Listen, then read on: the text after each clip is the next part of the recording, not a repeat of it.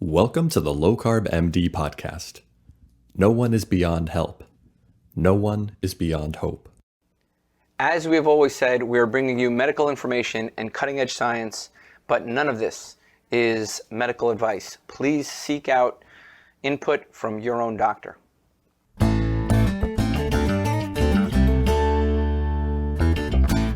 Hello and welcome back to the LowCarbMD podcast. Tro, good to see you, man.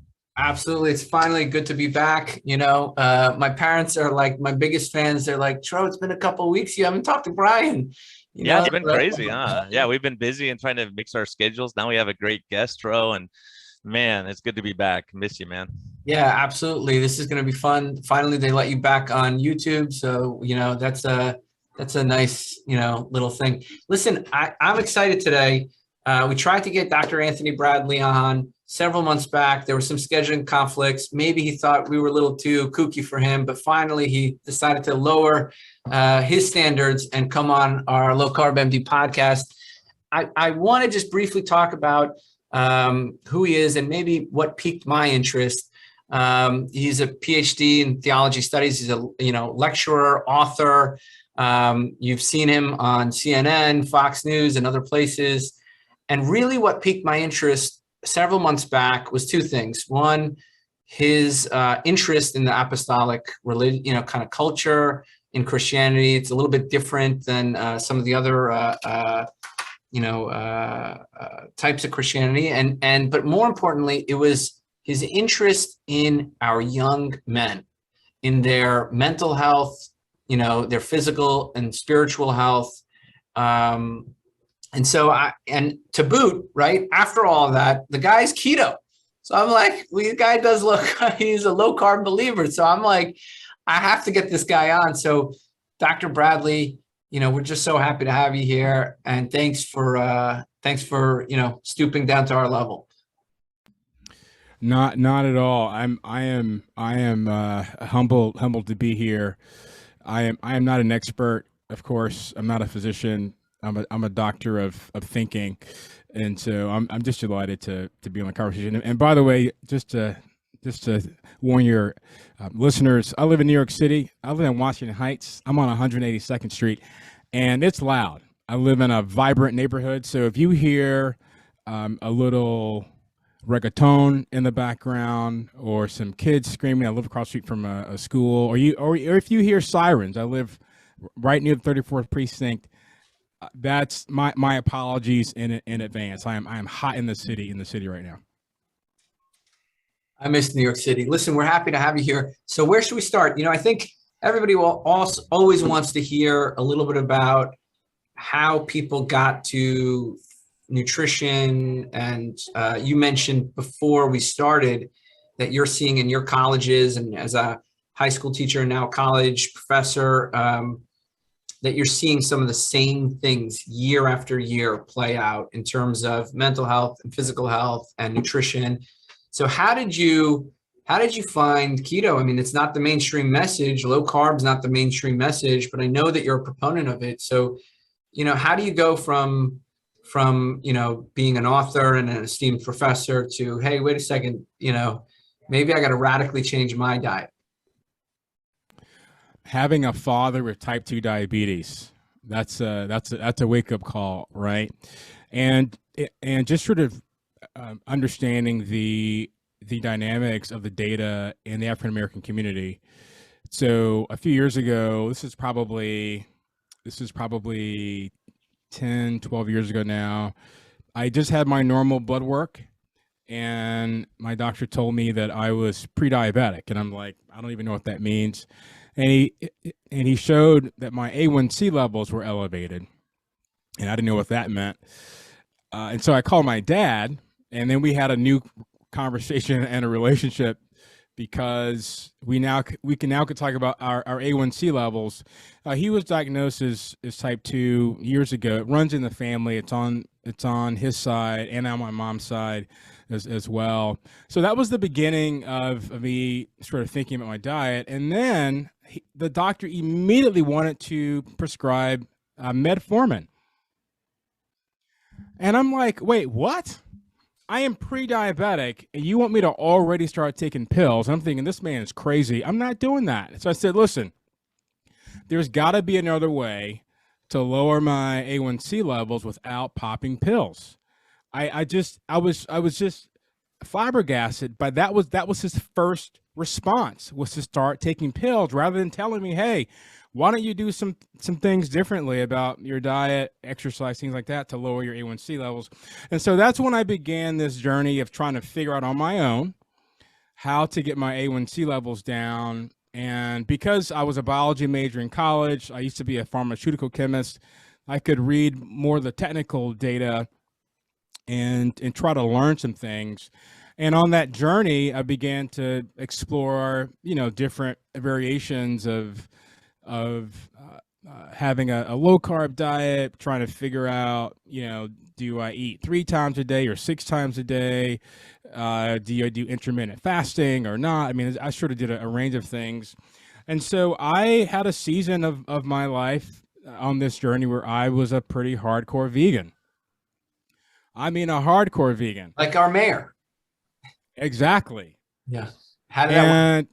And not only that, I mean, there were several periods in that veganism. I was a raw vegan, right? And so what was so fascinating about that is I shredded a ton of weight. My A1C levels naturally plummeted. They were really, really low. And I thought, this is great, except for the fact that, A, the food was terrible. And then secondly, I was in the bathroom all the time because I wasn't naturally digesting anything that I was consuming, because your body doesn't break down chloroform. And so all that fiber was just coming right out because it's nutritionally irrelevant. And so as I did that for a while, I started to do some more research on B12 deficiency with the vegan diet. And that's when I started to get a little bit more worried about that, because of the correlations with B12 and dementia and Alzheimer's. And that's when I thought, okay, well, maybe this isn't going to work out. And a buddy of mine who was ahead of me on this journey introduced me, I believe, first to Paul Saladino and then Ken Berry, and that sort of opened me up. And then I just started to do the research myself, and I read and read and read and read and read. And then I realized, what did you read? What did you read? And where did you find Ken Berry? And was it on YouTube? Where did you find these people? Yeah, so I think I first found Saladino from a buddy of mine, Rob Fawcett, who's a pastor of a church in Alabama. And he suggested that I read some of his stuff. And I think he might have recommended that I watch some YouTube videos. I can't remember. It was one of those two things. But this was right when the pandemic started. And so I had tons of time. I'm at home. My school's basically virtual. So I thought, well, listen, I'm at home all day. I should just give it a try. I'm going to see what it's going to be like if I just do hardcore carnivore. So I went right from being a vegan to switching to being a hardcore carnivore. And it was great. You know what was so awesome about it? The food tastes better. It was great. It was phenomenal, because one of the things that I realized in the vegan community is that what often happened is you would eat at a restaurant that was vegan, and you would sort of say like, oh man, this food tastes really good, and it kind of did, but it actually didn't. It was sort of, you could have told yourself that it tasted good, but it really didn't. But I remember when I sort of, after reading Saladino and seeing some videos of him and Ken Berry and some other folks, I was reintroduced to the fact that A, you could manage your health very well and still eat delicious foods and not snack. And that was crucial, because being at home during the pandemic, I was just amazed at the fact that I could eat I remember the first time I did this, I had a steak for lunch, and I was confused because I wasn't hungry for like the rest of the day. And I thought, is this how this works? And so I just kind of had this personal revelation of an experiment during the pandemic that really made everything else make a lot of sense. And so when I went back and had my blood work done again, I saw that my A1C levels were just as low as they were when I was on the vegan diet. And I thought, well, I guess I'll just do this now. And once I realized that you could still manage your blood sugar levels fairly well, remain lean, I introduced intermittent fasting as well. By having not just strictly a carnivore diet, but a low carb diet, because even Saladino sort of moved away from that strictly carnivore diet as well. I just thought, well, I guess this is the new normal. It's not a diet, quote unquote, right? It's not like a lifestyle.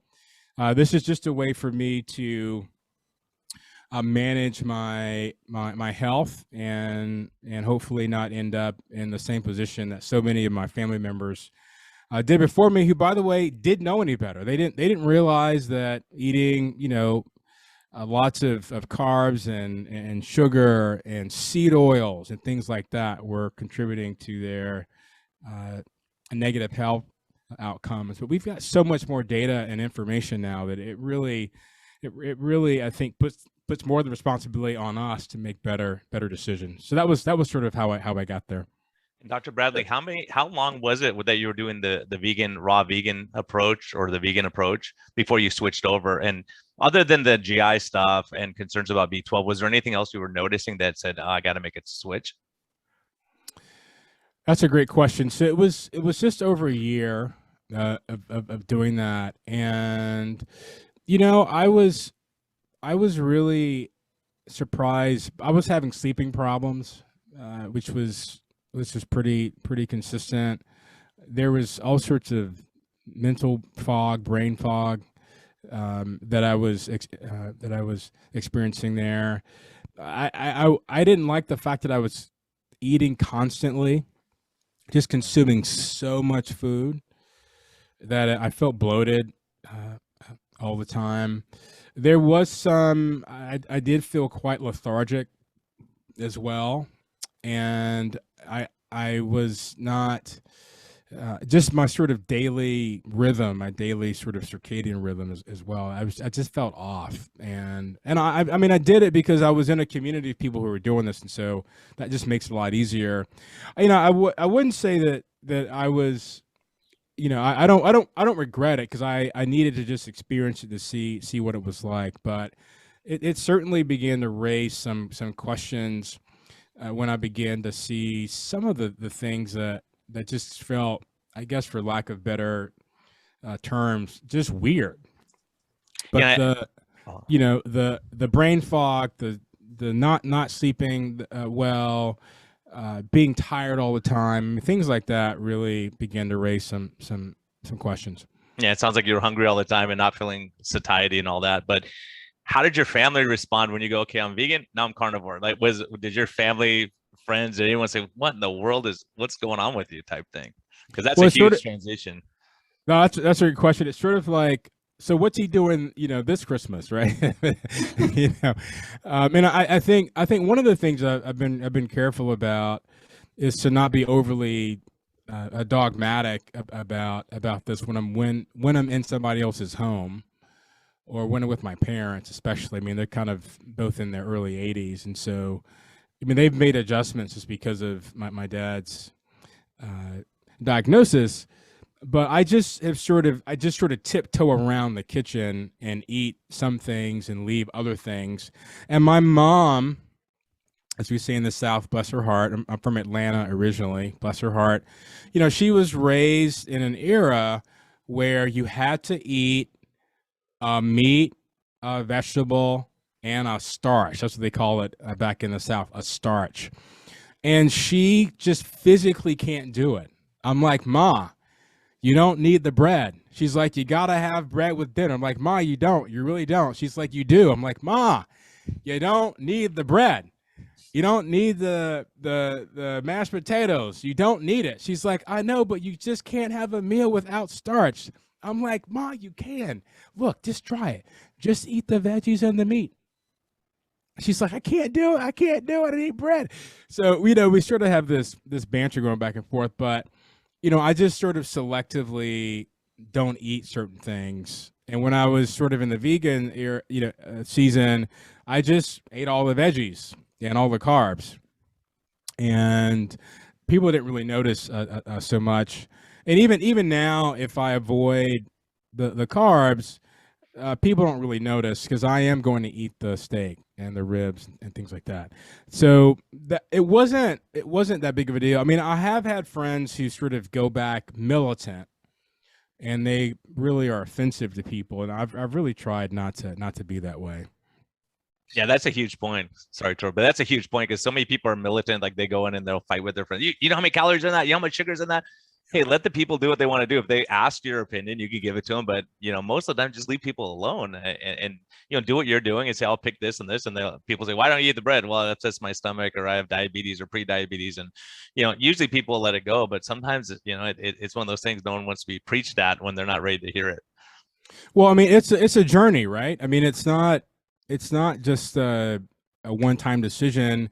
I mean, people have to be sort of deprogrammed to rethink about food differently. I mean, we were raised in a society that gave us that food pyramid and almost guilted us if we didn't properly fulfill it, right? And I think it's just going to take a while for people to be open to the fact that pyramid, which, by the way, a lot of people don't know this, that entire FDA pyramid was given to us by the Seventh-day Adventist Church.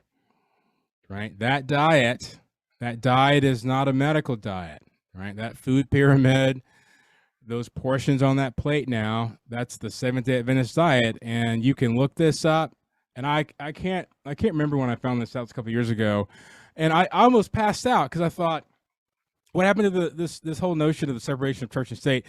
But here we are with the Seventh-day Adventists having that much influence on our food policy. And I thought, how do they do that? I mean, I was really quite astonished at how successful they were at doing that.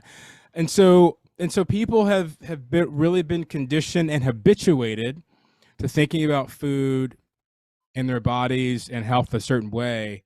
And it's going to take a little more than one conversation at a meal time where you point out things on their plate, I think, to move people along. And I've just learned to be a bit more patient and give people some data, ask questions, and kind of move them along over time, especially if there's no immediate health crisis. Yeah, I mean, if you talk about the 7 Days Adventist, most people don't understand, but Kellogg's basically set up the dietetics, organizations in this country, which then molded into our government policy, on our nutrition policy. And even to this day, for example, the ACLM, American College of Lifestyle Medicine, literally this week published a consensus paper on diabetes, which says that it must be vegan. That doesn't mention anything about low carb, keto, even though the ADA and the AHA now recognize it's a very healthy way of eating.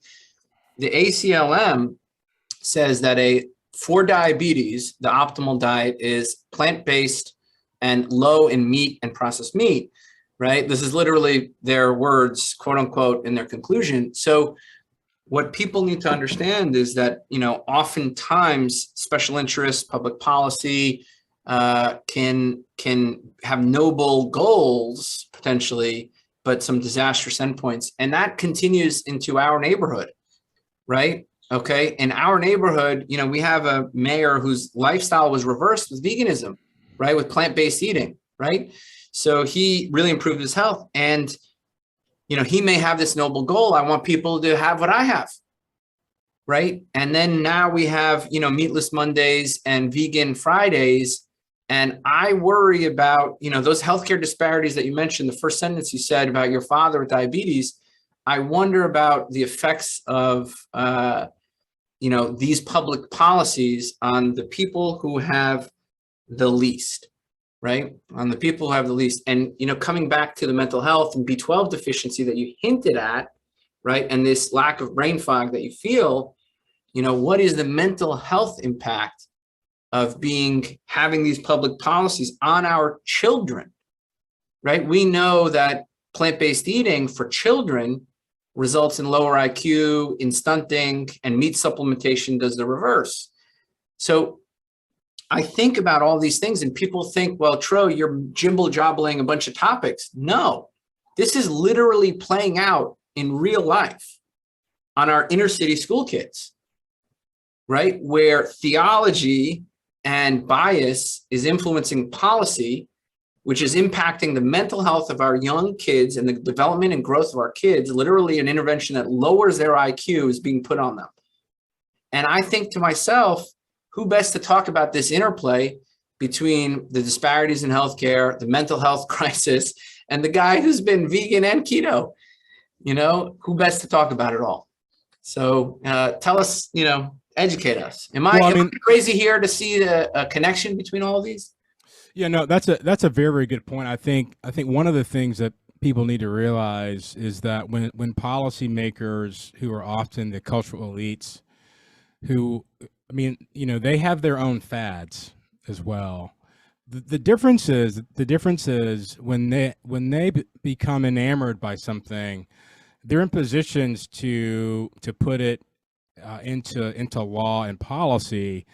And what we've seen decade after decade in the history of this country is that the lower class are often the non-consenting group that they experiment on.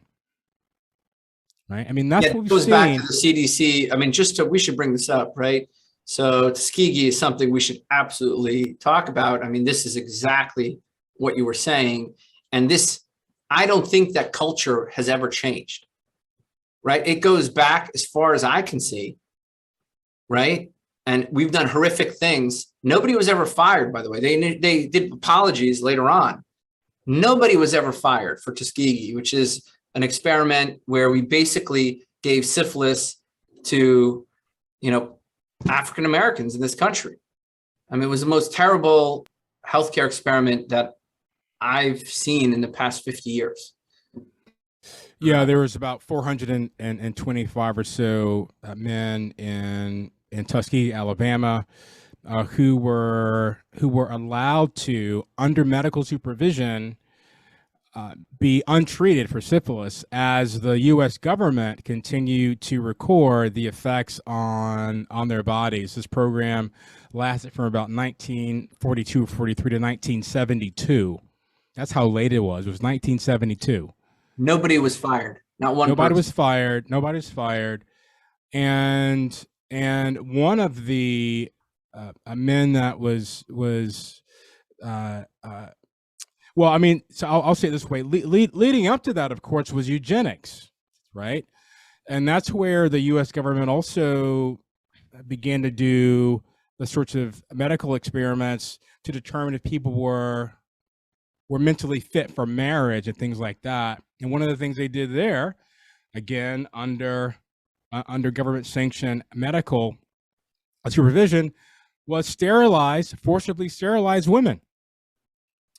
So in the late 19th century, early 20th century, up to about World War II, 2,000 women were forcibly sterilized because the U.S. government gave doctors the freedom to declare them mentally feeble-minded. And it started in New Jersey. Doc. And it went up Maine, up to Maine, down the East Coast, as far west as Louisiana, up the Mississippi River, St. Louis, in Chicago. And in 1920, if you were lower class and wanted to get married, and the doctor declared the woman, not the man, but the woman feeble-minded, they wouldn't let them get married.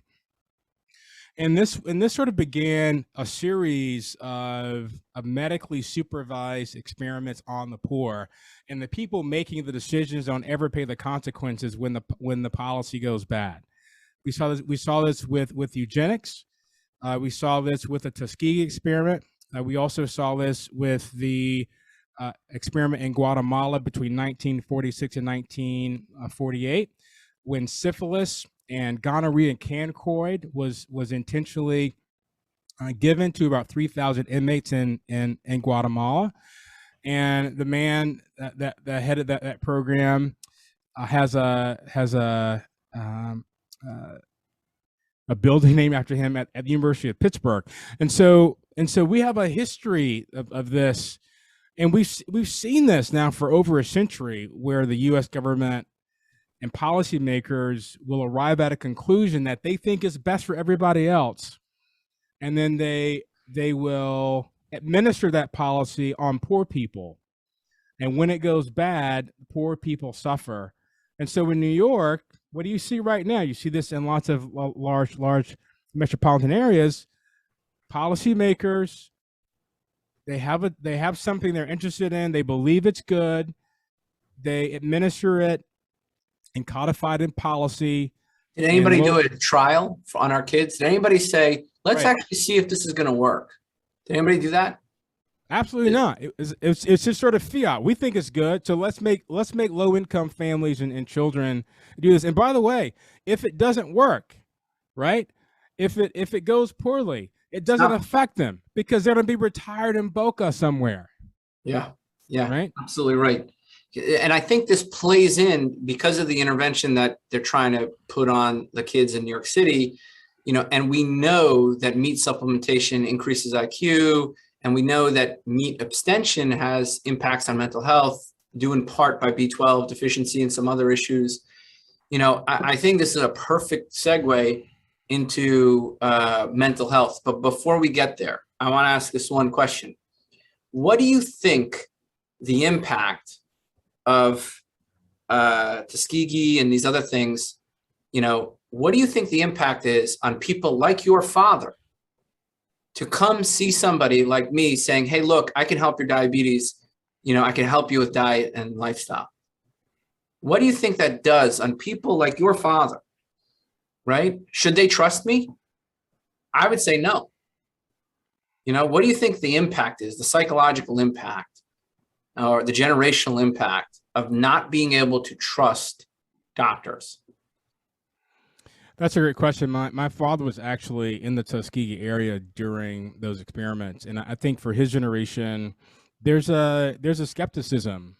There's a skepticism about the doctor and whether or not the doctor is actually treating what he or she says they're treating, or are they using you to do something else? I mean, there's always a bit of a skepticism there. We saw this during the pandemic, in terms of the push for being vaccinated. People in my family are like, I don't know.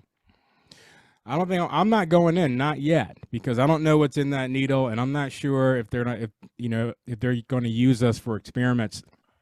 That actually did happen, but there overall, I mean, there has been some general distrust in recognizing and having confidence that the medical industry is, or rather the healthcare industry is actually for Black people. Wait, but hold on.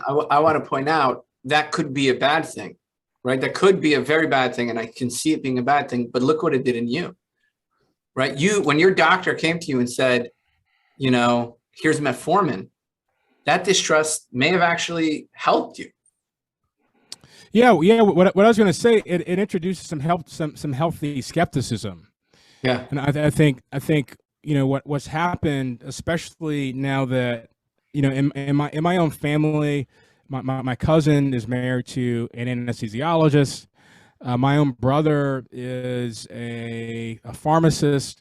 We have medical professionals in our family. And so now when the doctor tells us something, we just don't take it at face value.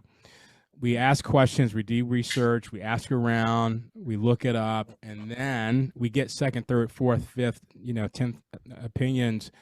And then we say, okay, maybe we'll go ahead and proceed with the recommendation. So it introduced some distrust, it introduced some healthy skepticism. In some respects, this might sound a bit counterintuitive.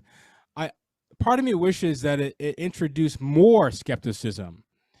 So, for example, with a program in New York, that when the mayor says meatless Mondays, that families say, well, wait a minute. Maybe why is that good? I mean, especially if you think about the fact that so many low-income families, their diets are already nutritionally deficient at home. Why would we want them to have nutritionally deficient diets at school? And maybe they should be asking more questions about nutrients rather than if it's vegan or vegetarian or not. And as you noted, it's nutrient deficiency that's responsible for so many of the pathologies that we see expressed, particularly in children. And that to me is not enough a part of the discussion. I mean, if children are experiencing nutrient deficiency, they can't learn, they can't sleep, they're much more likely to have ADD and ADHD symptoms. They can't concentrate, right? I mean, all these things are associated with nutrient deficiency. Depression, poor performance in school, more sick days. I mean, on and on and on. Yeah, absolutely. And just looking at that, I remember seeing some of the WIC program. They call it different things in different places, but you see the food they're giving them. It was calories they were giving them, not nutrition. That was the problem. Absolutely. I mean, if this would be a completely different a podcast for a different day, but if you just think about the role of the corn industry and subsidized food. I mean, you see it in Native American populations, the stuff that they send to reservations, the sorts of food that we see in low-income communities. They are setting them up for metabolic distress. They're setting them up for that, right? Because those diets are just saturated with corn and high fructose corn syrup and sugar and carbs. So why are we doing this to people? I mean, to me, it just blows my mind that we have all of the data. We've known this data for years, because we know that if we feed these things to pigs, they get fat. We've known this, and so we give it to children, and then we get surprised when they get juvenile diabetes. I mean, to me, the whole thing's just absolutely scandalous. But you mentioned you see, like in your schools now. I mean, it was kind of almost maybe really sad. Before we came on, you mentioned you're just seeing it again and again. Well, I mean, when you travel to college campuses, as I do, because I speak a lot, and you just look around at students walking, there are high levels of obesity, very, very high, and often people believe they're eating healthy, and they can't understand why they are obese, and their diets are full of carbs. I mean, if you go to a college event, right, the standard food option is going to be pizza. Yeah. Well, guess what that's going to do? Or it's just so much bread. It's so much bread. And then all the snacks, the Doritos chips, the Oreo cookies, right? I mean, that's sort of what we do to kids. We constantly shove bad food down their throats and then are surprised when they're unhealthy. And if they've experienced that through middle school and high school, they will arrive on campus with very, very bad eating habits and very poor food choices. And you're just beginning to see it across the campus now. And in fact, one of the fraternities, I'm doing some research on fraternities for my next book. And one of the fraternities at the University of Virginia, Sigma Phi, they've decided to focus on fitness as a part of their fraternity culture, which is great. And we need much more of that, because it's pretty alarming, some of the things that I'm seeing right now. can you walk us through, I want to share some statistics, and I want to be very mindful of how we bring this topic up. But, I've been very concerned about the mental health of our young men in this country for a very long time. In fact, when I reached out to you several months ago, it was that, in fact, topic. I was like, this guy is going out studying the people who are suffering from mental health issues the most, right? And I just want to share some of those statistics. The rate of young men going into college right now is the lowest it's ever been. It's 40% of men now, going into college are actually men. The overwhelming majority, almost 2/3 of people in college are women. The amount of substance abuse, including drugs, alcohol, is double that in men of women. And this is worldwide, not just the United States. In the United States, it's much worse. The amount of men in prison in the United States is particularly minorities, we should talk about that, who have been affected the most. But the amount of men in prison is approaching 2 million in this country, okay, in the prison system. And over, I think it's 90% are men that are incarcerated. The amount of suicide deaths, 70% are men, and particularly young men. And, this statistic, which relates to a recent tragedy, and I know there's complex issues with guns, and I don't want to talk about that, but I just want to talk about the mental health side of it because I'm passionate about that. As I said months ago when I reached out to you, I'm passionate about that.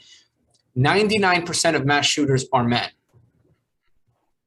right? So what is going on in our young men, right? And there is a mental health crisis, in my opinion, in our young men.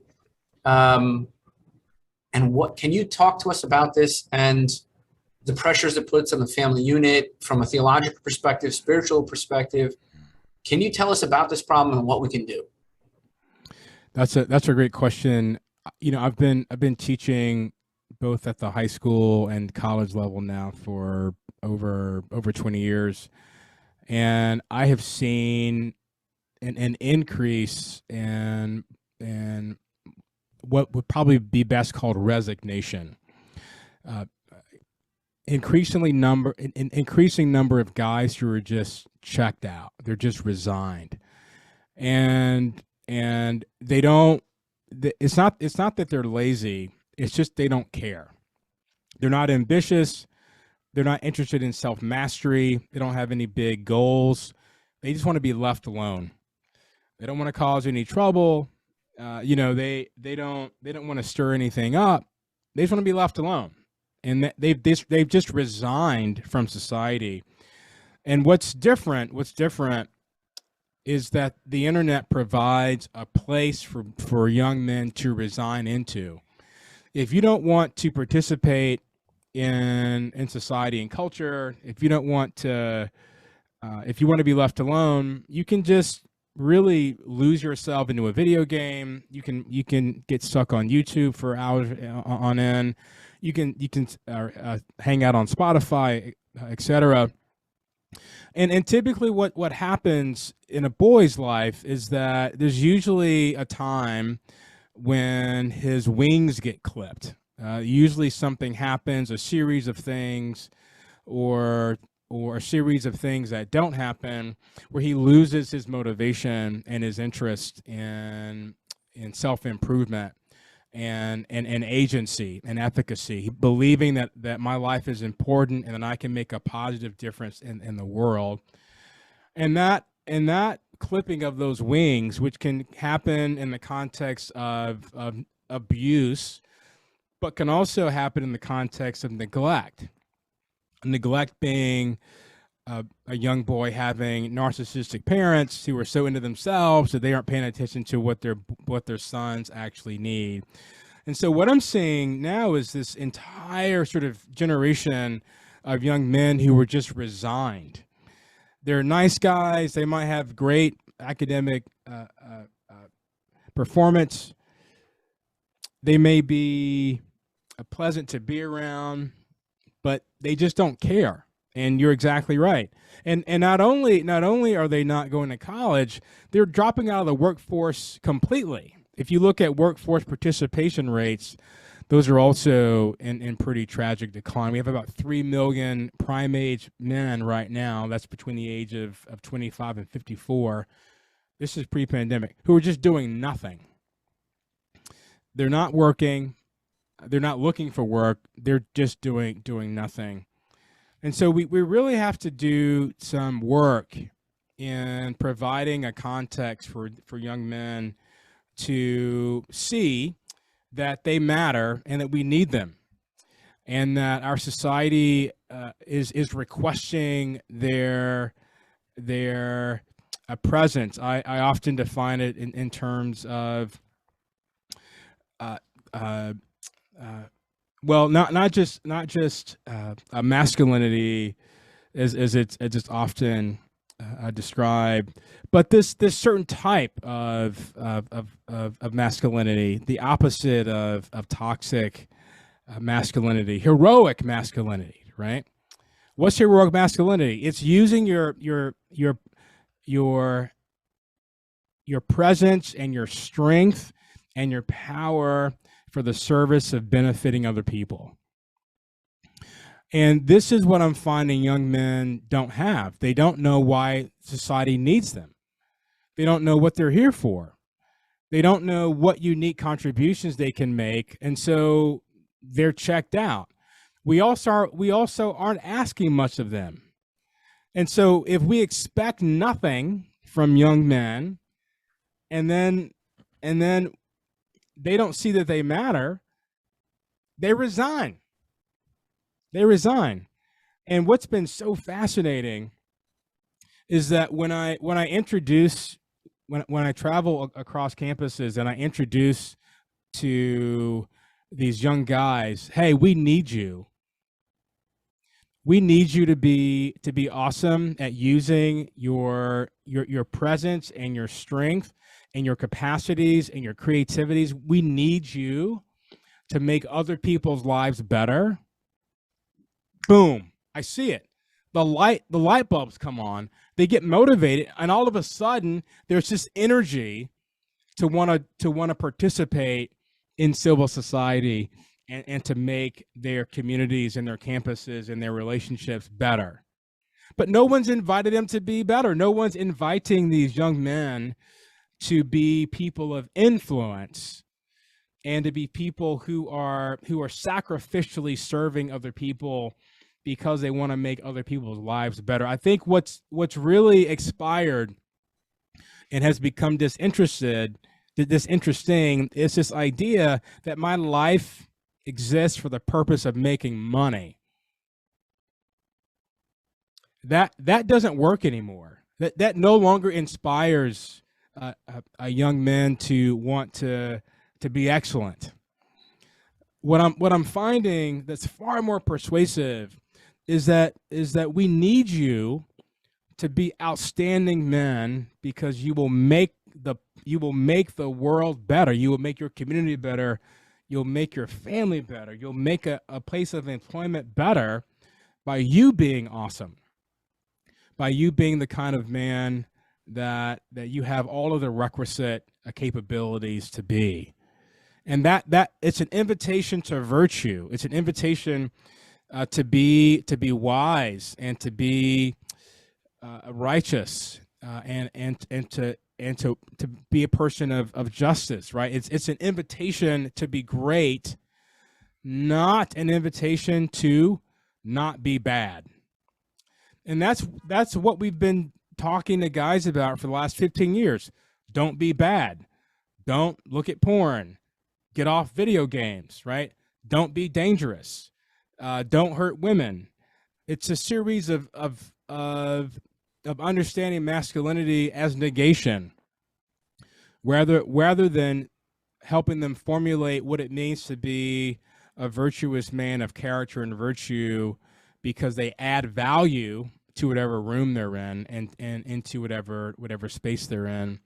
And so this level of resignation, I would argue, is a crisis. I wish I could use a stronger word, but it is alarming. And if you have a daughter, you should be incredibly afraid, because if you expect your daughter to get married, the applicant pool, the suitor pool, if I could use that phrase, for your daughter's future husband, if she goes to college, it's slim. It's really, really slim. And the suicide rate, the suicidal ideation with college guys right now, it has me nervous.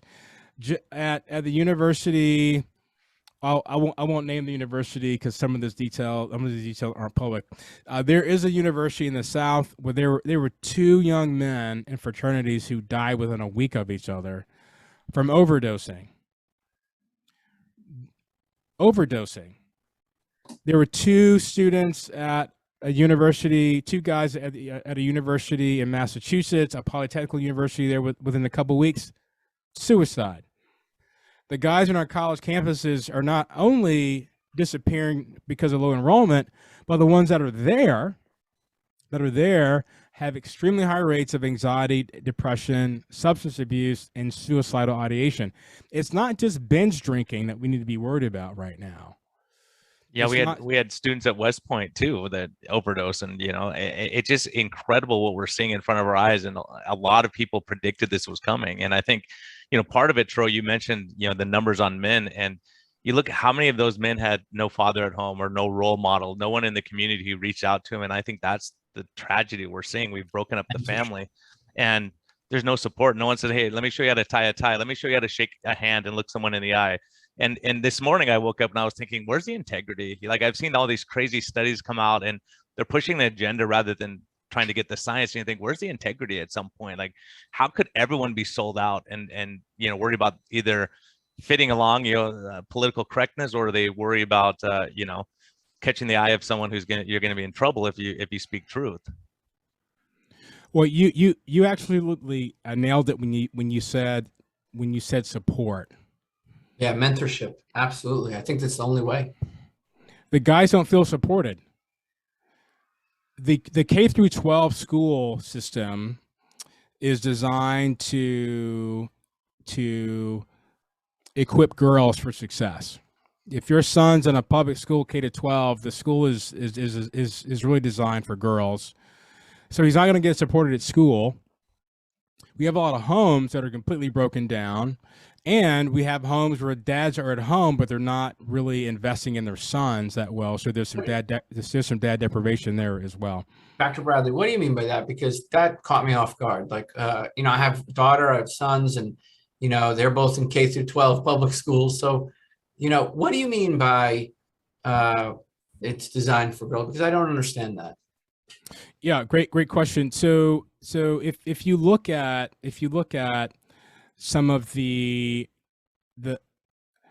changes in what teachers expect from students in the classroom in terms of classroom management, but also in terms of the sorts of content that students are encouraged to write about and think about. If a boy in the 7th grade is given freedom, I'll go further. 3rd grade is given freedom to write, for example, a short story. And let's say he draws a dragon, and the dragon kills an animal, and all over his sheet it's just blood and guts and dead animals on there. His parents might be called because there may be something wrong with the lad, because he might have some violent tendencies about him, right? Increasingly, if boys are roughhousing at school, that's seen in many cases as a cause for concern because of aggression and violence. I've seen that data on the roughhousing that you've posted, and it struck me. I have it written down here. Fraternities, roughhousing, this explosion of BJJ, mentors. People are looking for mentors. Do we not mentor our kids in these schools? It's not just that. It's that the way that we organize the classroom often has much more sensibilities to the ways in which girls relate to each other. And so for example, there's an elementary school across the street from me, and if I had a camera, I could just show you the playground across the street from me, and you can see on the playground that the girls are huddled around each other. They're laughing and joking, things like that, but they're not moving around. They're kind of sitting around, kind of talking, playing. But boys, however, are all over the place. I mean, they're kicking the soccer ball, and it's amazing to see. And in a classroom,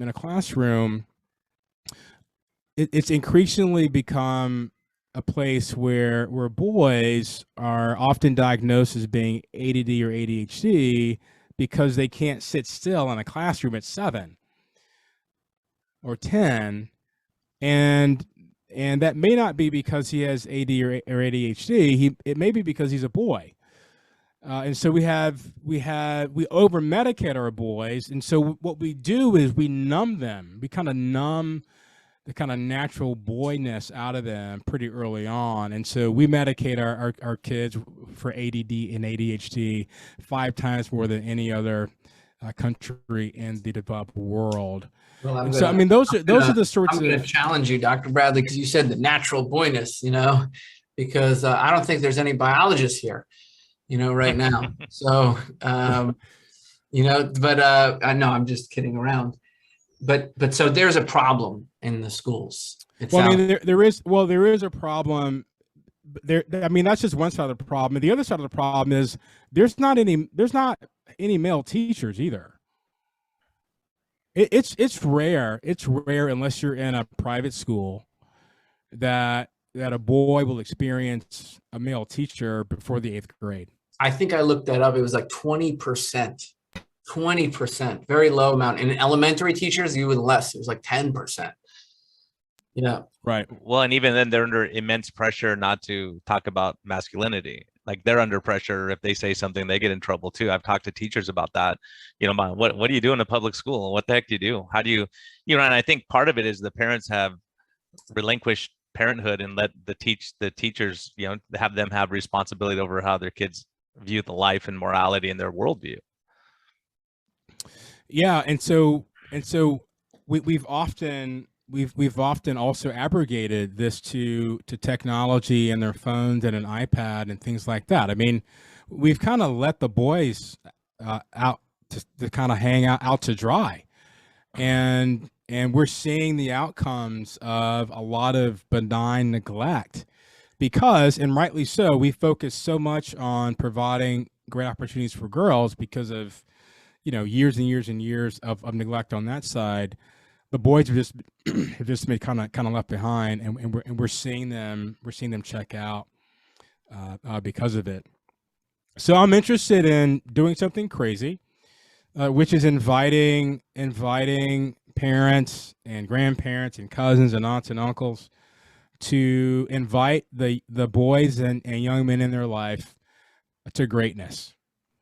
And to provide opportunities for them to test those things out over time, and including whatever it takes to help initiate them into believing that they can make a difference and that they do matter and that we actually need them. The one thing that I wish I could go to every college campus and get all the guys in the football stadium or the basketball arena and just say to them is that we need you. That's the opposite message that we've heard for the last 20 years. The message for the last 20 years has been, well, no, we don't need you, because men mess things up. And there's been this consistent diatribe, monologue, that every problem in society is because of men. And the solutions to the problems in society is getting rid of men. And if you are a boy, you go through adolescence and high school, and you're just hearing, excuse me, that you are nothing but the problem. Why go to college? Why go to work? So it sounds like what our kids need, what our men need, and I wrote this down. Mentorship, calling.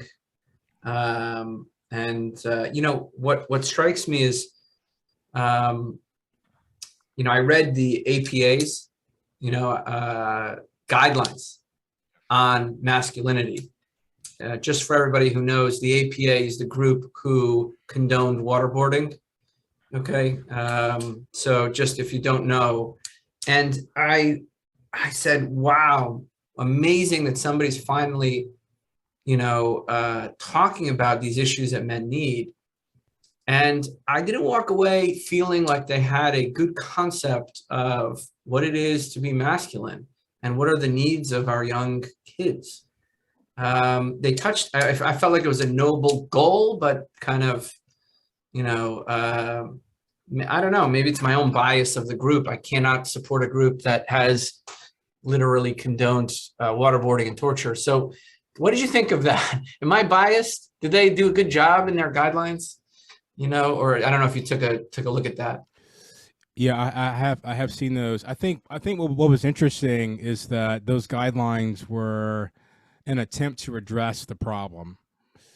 And at the conclusion, it seemed that the they say aggression's not good, right? Exactly. That's where I was going. I mean, it seemed that at the end they wanted guys to be the kind of men that no guy wants to be. Yep. Right. Yep. Aggression's great. It's misplaced aggression that's the problem. Being ambitious is great. It's misplaced ambition that's the problem. And so the sorts of aspirations that they laid out at the end, what 18, 19-year-old guy wants to do that? And so what do? Which makes sense to me, right? They go play a video game because the video game allows them to aspire to the values and virtues that they believe they can't exercise out here in the real world. And they resign there for hours and hours and hours on end. And to me, it makes complete sense. So I told an audience recently, if you have a concern about young men playing video games too much, then get off your butt and go get one or two of them and go do something. Yeah, right? a lot of people will point out the problem, but they don't give the solution. They just say this is a problem, but we don't do anything. There's mentors and helping young kids to get on track, or just teaching them life skills, something that will be beneficial to them in life. And I think more young, as an example of what we're, the mental health crisis. As a matter of fact, going back, Tro, when we said, hey, people start doing low carb, we're treating diabetes or preventing diabetes, and all of a sudden their mood's better, their focus, their attention, their relationships, all these things that get better. And when they said you guys are quacks and you should have your license taken for even talking about this, but we saw it was happening, and it happens to this day. I talked to 2 people this morning already with that. But I get a call from one of my great patients, and he says, hey, I need your help on something. My grandson is acting out in school. He's aggressive towards other kids in a way that's like pathologic. And so the kid's mom called the pediatrician's office and said, look, I'm really concerned he's acting. I'm afraid he could be another statistic.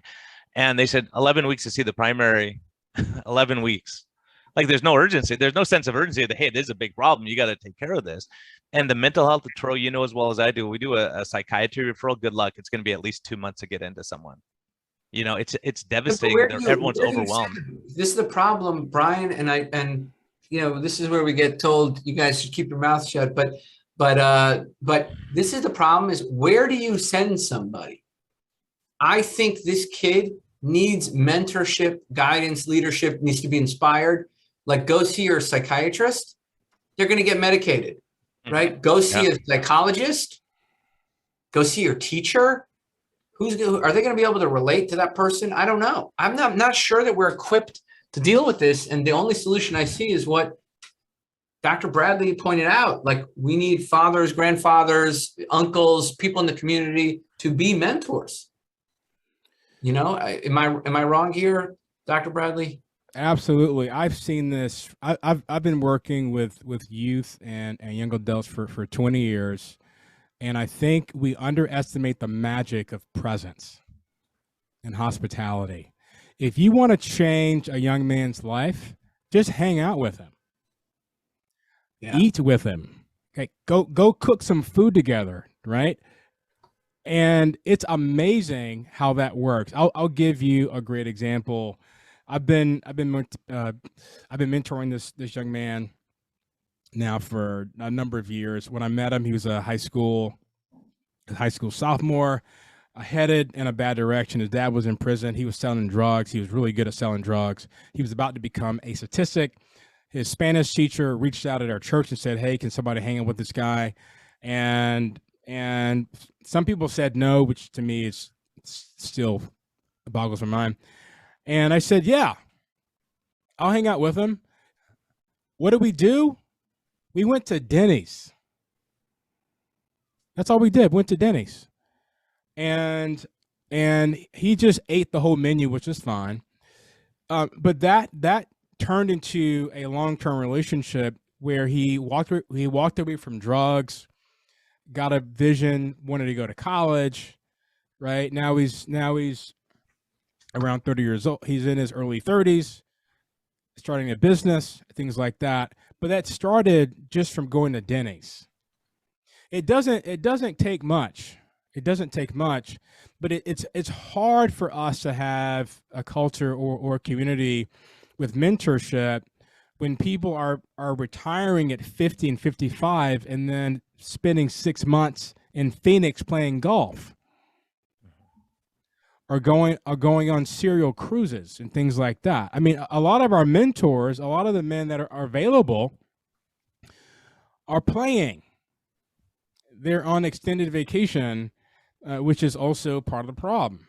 And so we need more investment in our neighbors and in our communities if we want to get traction on this, because it may not be the case that they need some sort of medical intervention. They may just need a relational intervention, and that doesn't require anything more than food together, doing some fun activity together, building something together, doing some shared activity together, because that's how men build relationships, and letting the conversations come out of that. I had a dad tell me recently that he started spending more time with his son and his grades went up. It wasn't because he sat down and had more lectures with him. It wasn't because they had a talk about his grades. He just started to spend more time with him, engaged him, talked to him.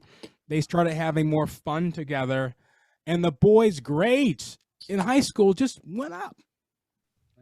So I think the problems are there, but the solutions are literally right in front of us, and we have to activate our imaginations a little bit and be willing to sacrifice some time and a little bit of change, right? Some pocket change, and spend time with each other. I think there's so much disconnection in our culture. There's so much brokenness in family systems that the opportunity for mentorship is really ripe, and we should be taking advantage of it.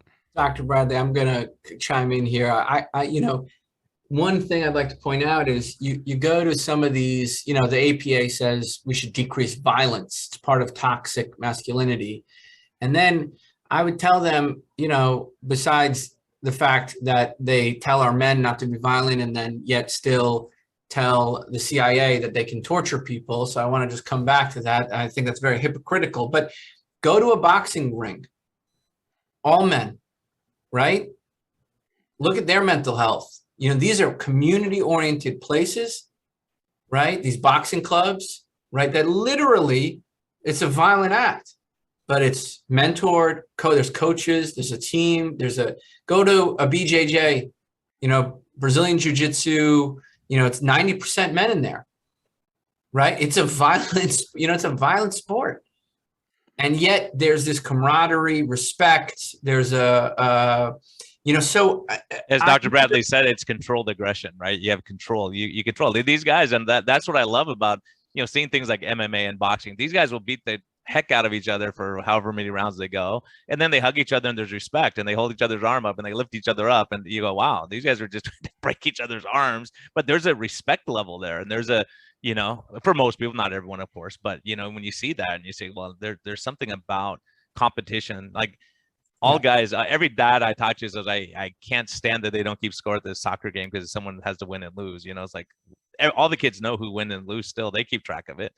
You know, I mean, this fear of competition or you know, not everyone gets an A in the class. You work hard and you kind of learn those things. But I think the thing there is, Brian, is absolutely there's societal elements, you know, but you know, these things are truly, you know, violent things. I'm not telling everybody go put your kids into an octagon and, you know, let them beat the crap out of each other. What I am saying is, you know, even things that are offshoots of that, like let's say CrossFit, right, where there's no combat, right, or there's no, you know, striking, but you're aggressive in your exertional capacity, but it's a team environment. There's a coach, there's a team working together, you know, and again, CrossFit is predominantly men, right? Yeah, and, or getting kids, even without the aggression part, you say you get kids to go, let's go clean the senior home. Let's go help talk to seniors. Let's go and do, you know, something for the lady down the street. She needs a handicap ramp. Let's build that together. And you have mentors, and you're it's not all about you. It's about reaching out to other people. But step back, right? These are, you know, aggressive, violent things, these things that I mentioned, which are in direct contrast to what the APA says, which is, you know, we don't want traditional masculinity is toxic, you know? So, you know, maybe we can close off, you know, on rounding out this idea of, you know, is it, you know, maybe violence isn't the, you know, violence, certainly we don't want violence, but you look at these venues, you know, CrossFit, BJJ, and boxing, every single one of those areas that I've been to, you know, the camaraderie, the mentorship is through the roof. And that's because it's controlled aggression and violence, right? It's not reckless. And men who've never been properly fathered or mentored are reckless with their physical capacity.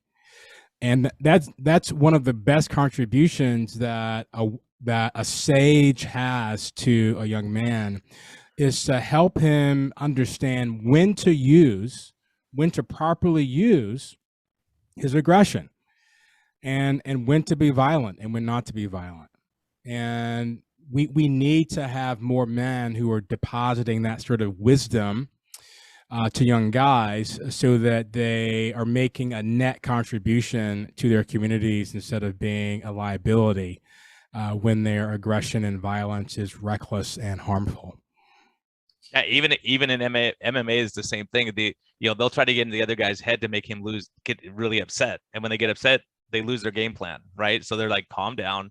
Pace yourself, it's going to be okay. And I think we need more of that in life, where you say, hey, pace yourself. Let's not have uncontrolled aggression and, you know, taking out beating up people on the school ground because you're frustrated with what's happening at home. And it's a big problem. I think I'm so glad to have you on, because I think it's so critical. I've been really lamenting this, seeing young men who don't take personal responsibility, or they don't think about the other person first. You know, all these kind of things where you know, we're all worried about our own pronouns. We don't care about someone else's rights and what they believe. And so it's really a tough spot, because a lot of people are being bullied if you don't toe the line. If you say, hey, here's how I believe, you know, I want to raise my kids, you know. And it's really a challenging time for everyone, and there's a lot of confusion out there. Yeah, I don't really envy my parents right now, because it's just a minefield of special interest causes that you have to navigate. And I think this is why a lot of more parents are homeschooling. More and more parents are enrolling their kids in private school, because it's so incredibly difficult right now, because all these ideologies are sort of speaking, and they don't teach consistently what's taught at home. And there's too much of a disparity between what parents teach at home and what a lot of kids are getting at their own schools, and it's really created some difficult situations. And so what we're seeing is that boys start to check out in middle school. I mean, if you look at high school graduation rates for boys, those are also declining. So by the time a kid's in 9th or 10th grade, he begins to think, I don't think school's for me. I don't think this is really for me. And they just kind of coast along until they can finally graduate, if they graduate at all. You know, I'm gonna close off here because we're coming on time. I want to read this quote and see if we all can support this. This is a controversial quote, but I think it's worth bringing up. A harmless man is not a good man. A good man is a very dangerous man who has that under voluntary control. What do you think of that one? Brian, you heard that one before? Yeah, I've heard that actually. I don't know who quoted that, Yeah. but I personally like that. I like that. If you're, harmless, meaning that you just don't want to stand up for anything. You just don't want to stand up for what you believe. And it's so many people are afraid. I'm afraid a lot of times. I go, here's what I think about it. Here's how my dad raised me. And they go, oh, you can't say that. They canceled you. They can't, right? You spoke up, right? And YouTube. Just think about this. I got canceled, and Tro knows I'm the one who's saying, Tro, tone it down. Don't be controversial. I had a doctor on that's a hospice doctor. He told me what he was seeing in clinic over the last month or so. And they nailed him for medical misinformation. Not one person called him, says, it's true. Can we see your records? Can we, sit and meet with us? There was no judge, jury, nothing. He was guilty because he said what he was saying. So either he's delusional or he's lying. Right? That's the only stance. So when you see that, and I think it goes back to you, Dr. Bradley, you had enough intelligence to say, wait a minute, I don't like what the doctor's telling me. Let me research it myself. But if I can only give you one side of the story and say everyone has to go on metformin and there's no other alternative, then you never figure out what to do, and so I think there's so much of that right now where we think everyone is so, and I think the school has, Tro and I have talked about this a lot, where people don't use critical thinking and say, wait a minute, if this is true, then this should be true too, right? And when you look at it that way, you start thinking, and it's almost like we're raising young men not to have critical thinking. It's just, they tell us to do this, and that's what you do. And if you don't do it, you don't follow it, you're a bad person, right? Yeah, it's really a hard thing. You don't want to be aggressive. And you don't want to question. You want to just follow the line and just toe in, and you lose your ability to say, hey, wait, doc, I don't agree with you. Because I love people who come in and go, hey, doc, here's what I read. What do you think of this article? And other doctors get upset. I was like, let me look at it and read it, and I'll get back to you, right? Yeah, let's think about this, right? That's the thing. I think you hit it, Brian, right? Like, I hear this every day. Troy, you're too aggressive. I don't think I'm aggressive enough. When a doctor too aggressive. says, count your calories, right? And I'm like, stop. Like, you are harming people, count your calories. I'm not saying, I think I should be more aggressive. But anyway, Dr. Bradley, what do you say? A harmless man is not a good man. A good man is a very dangerous man who has that under voluntary control. That is actually one way of talking about meekness. I think often the common conception may be that meekness is softness, but a man who's meek is someone who knows his ability to wield strength and power and danger, and he chooses to withhold it on purpose. That's meekness. And so in the Christian tradition, the lion is the image of meekness, because as we've all seen nature videos, a male lion just kind of sitting around doing nothing, kind of hanging around until he needs to use his power and strength. He's never reckless, not abusive, but when it's time to use it, he uses it. Otherwise, he's just kind of hanging out. And so this is what meekness means. It's interesting in the Christian tradition, Jesus encourages people to be meek. He's often described as meek. And I don't think people realize what that means is that he decided to withhold his power for the sake of doing other things, right? He could have come out and destroyed everything. And so being meek is knowing that you have power and strength, you have the capacity to do real damage, as you might say today, but you withhold that. So the guy who is at the bar and he knows he can whoop the guy's butt, but he chooses not to because he doesn't want the guy to get a broken arm, a broken leg, a broken nose, be in the hospital for 2 weeks because he knows he can do it. That guy's meek. He's not a punk. He's not a coward, right? He's a stallion, right? Because that guy has it together because he withheld himself from destroying the guy because he knew he could do it. And Compassionate. Absolutely. It was mercy. It was mercy. Yeah, and you Right? don't mistake kindness for weakness, right? Like people know. I mean, when you know you're the lion, you don't have to show everyone you're the lion all the time. Exactly. It's generally the mentally weak who are the most boisterous and loud, and picking the. And two of my best friends were the big guys, and everyone wanted to pick a fight with them. No one messed with me. They're like, they don't want to fight with the lip. They'll fight the big guy. They want to show how macho they are, and they're then it usually wasn't a good idea. And so what would it look like for us to raise young men to be meek?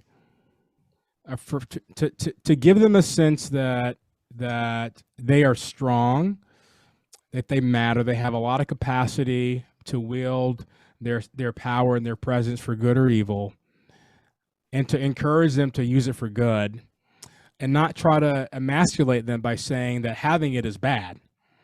But having it is good, and we want you to use it for the benefit of others, and we want to encourage them to develop it, to hone it, and to control it, because there will come a time where they may need to use all of their aggression and their violence to protect someone's life, to stand in for their children, maybe even, unfortunately, to protect their country.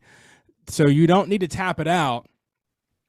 You need to cultivate it and hone it, and allow them to use it when necessary. Someone needs to step in and tell the bully to not be a bully. I was telling a group of fourth graders a few months ago that they have a lot of capacity, even in fourth grade, to fight against evil. And this kid pops up to me and he says, "Oh, wait, you mean I can actually stop a bully from bullying?" I was like, yes, exactly. Learn BJJ first. Learn stuff first. When you see something wrong, act.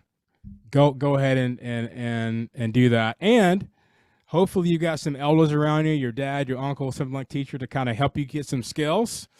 So that you can do that successfully. So, wow, Dr. Bradley, yeah, thank you so much. Thank you. This has been awesome. Sorry, Brian, go ahead. No, I agree 100%. I've looked around at medicine. I've seen how many doctors will tell me one thing in private and they won't say anything in public because they're afraid. It's amazing to me. I'm absolutely stunned, and I've lost a lot of respect for people because you want to fly under the radar and not say, "Hey, I'm seeing injustice," or "I'm seeing someone being bullied," and I don't say anything. And we've seen it with docs and low carb. We saw Dr. Fetke and Dr. Noakes just get totally bullied because they were saying something different. Now it's in the ADA's guidelines, right? But they had to be called quacks and crazy and all. But they stood the fire because they knew they were they were being meek, and they said, "Okay, I'll prove my side, and here we go, and I don't have to fight with everyone." And so it's a hard thing. I think is Tro and I are on different sides of the spectrum as far as aggressiveness on Twitter, maybe, but he hasn't been banned yet. How the heck do you not get banned, Tro? No, I've been shadow banned. No, I've been consistent. Oh, I'm shadow banned too. Yeah. Well, I'm shadow banned. I'm okay with that. Whatever. I don't care. But but Dr. Bradley, this is really important. If you want to save our country and our young men and our young women and our families and all these things, having people like you in the community, it's critical. Just to speak truth and say, okay, I'm not just going to bow down to what the common thinking is and do the right thing. I think that's the point is, sometimes you sacrifice to do the right thing, and it's it's really important, critical right now, more than any time that I know of in my lifetime. Thank you so much, Dr. Bradley. Any parting words? Thank you for having me on the show. I really appreciate the opportunity. I love the low carb community. To me, it is the most forward-thinking community in the country, connecting dots that other people aren't connecting, to create a context for better families, better children, better relationships, better marriages, better everything. And so the work that you guys are doing, it's a yeoman's task, and without you guys pioneering, so many people would be much worse off. So I am really honored to be on the show with you guys today. The honor's ours. How do people find you or find your books? Yeah, unfortunately, I can't hide. So you can just Google Anthony Bradley and go to Amazon. You can find my books there. Google my name, and my Twitter feed will pop up, and also probably on Instagram. So easy to find, unfortunately. Awesome. All right. Thank you so much, listeners. Thank you, Patreon supporters, everybody who supported this podcast. We really appreciate it. and have a good day.